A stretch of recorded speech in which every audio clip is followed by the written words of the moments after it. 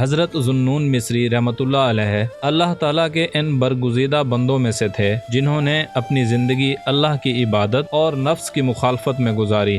آپ نے اپنے نفس کو کبھی کسی دنیاوی خواہش کے مطابق نہ چلنے دیا اور ہمیشہ اپنی خواہشات کو اللہ کی رضا کے تابع رکھا۔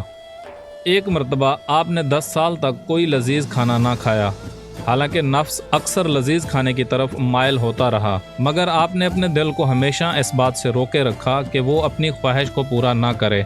آپ فرماتے تھے کہ میں اپنے نفس کا کہا کبھی نہیں مانوں گا۔ ایک دن عید کے قریب رات کو آپ کے دل میں یہ خیال آیا کہ کل عید ہے اور عید کے روز اگر لذیذ کھانا کھا لیا جائے تو کیا حرج ہے، مگر آپ نے اپنے دل کو ایک چیلنج دیا اور فرمایا اگر تو 2 رکعت نفل ادا کرے اور ہر 2 رکعت میں پورا قرآن ختم کرے تو میں تجھے کل لذیذ کھانا کھانے دوں گا۔ دل نے اس بات پر رضامندی ظاہر کی اور حضرت ذوالنون نے اس چیلنج کو قبول کیا۔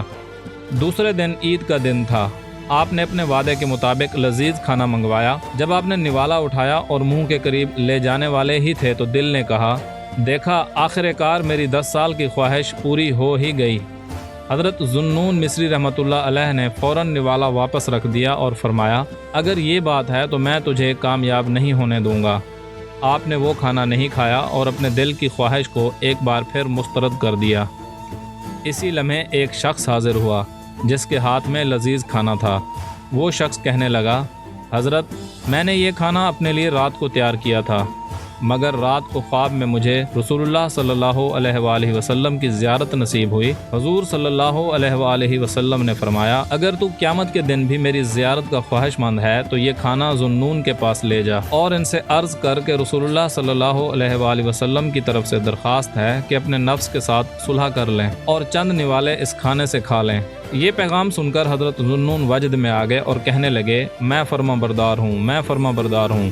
آپ نے اللہ کے نبی کے فرمان کو تسلیم کرتے ہوئے لذیذ کھانا کھایا۔